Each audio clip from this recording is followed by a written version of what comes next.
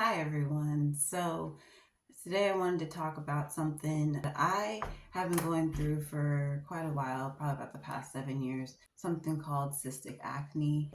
I would like to get into my experience. Majority of my adolescence, even with puberty, I didn't have a major acne.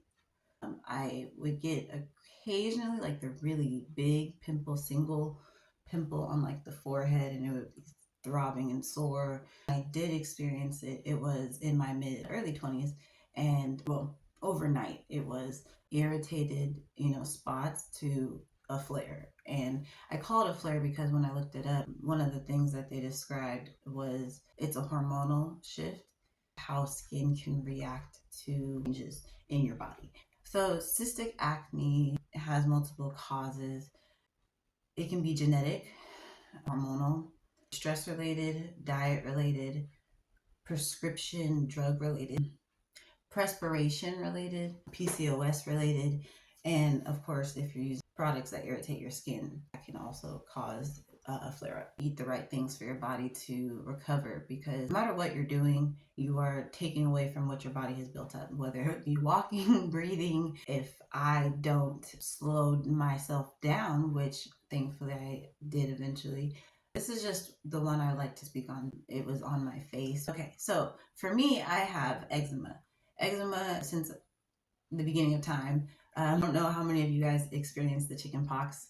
I know that's not a thing anymore, but I certainly did. And I will say the only thing that is comparable to a bad breakout of eczema is chicken pox. With that being a factor in my story, I had pretty good control over my eczema at that point. The thing about eczema is that it goes in conjunction with your immune system.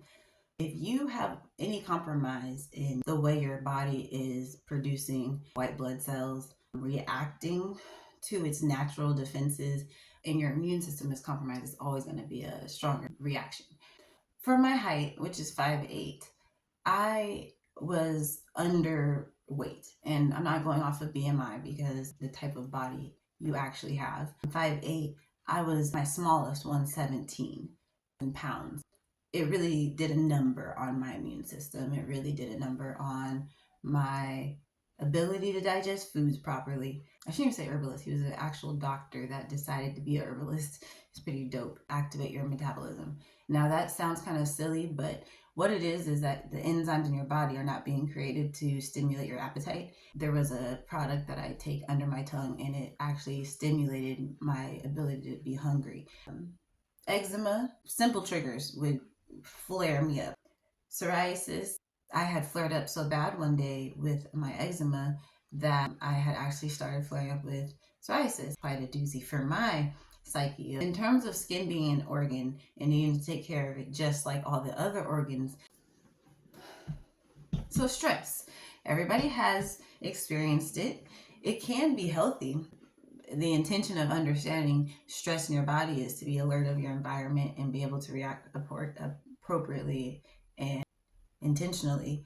But if you are not regulated in being able to discern what you should be doing when you're stressed, first of all, you're not alone. Second of all, there are multiple reasons you should take it seriously and multiple reasons why you shouldn't beat yourself up over not knowing the answer right now. A lot of leveling up stress, right? What can come with is crashing stress, realizing that the things that you had prepared, planned, and stressed about might not be the solution to the thing you've been focusing on, have been planning for, have been trying to solve. It's a crash. Anxiety was being lightheaded easily, but also the racing heart all the time. If you have blood pressure spikes, it can definitely change the feeling in your nerves.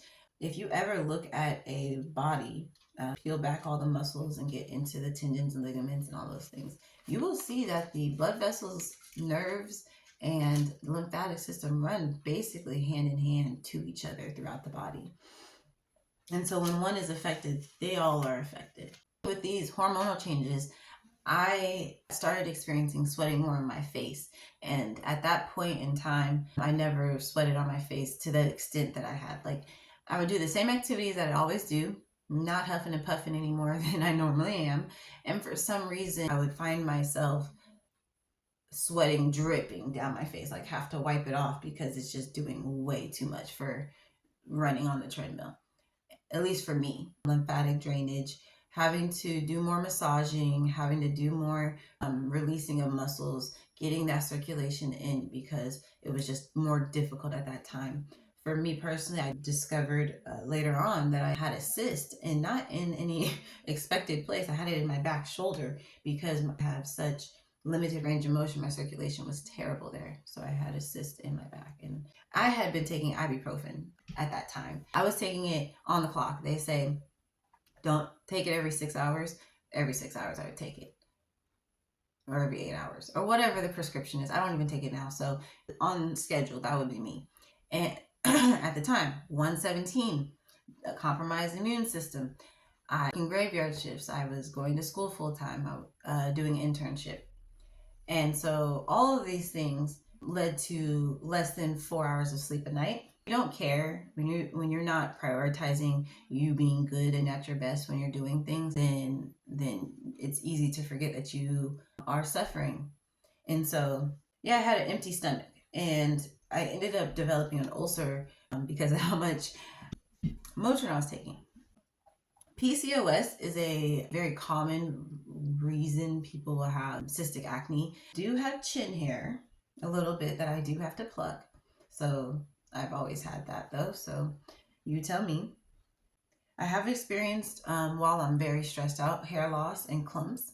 Really bad. My circulation becomes terrible. Absolutely god awful. Hydrochloric acid. Now, once I kind of realized that my face was getting pretty bad, I would sit in the mirror for like hours and just pluck. And it was on both sides of my face. I knew that it was a hormonal problem because this area on both sides of your face, ovaries are producing hormones or reacting to hormones. I had really bad scarring. Actual cysts stopped being produced, and it was just pimples after that. So that's how I knew it was a hormonal thing. It heals very quickly. Even though it has issues healing properly, it heals very quickly. So because of that, the hydrochloric acid works best for me. I love TJ Maxx. I go in for their serums, and I typically always would find their hydrochloric acid. It would plump your skin. Drinking a lot of water, don't feel thirsty ever. Have a nightly routine, you get the full effects of your healing and recovering immune system. Listen to your body. Feel weakness in any spot that you normally have strength in, circulation issues, muscle tightness, a massage that circulation going, makes you more in tune with the pain that you're experiencing. Point out what's going on to yourself. Not saying you have all the answers. Massage, how you feel is what matters. An issue that is caused by anxiety and is only resolved with homeostasis.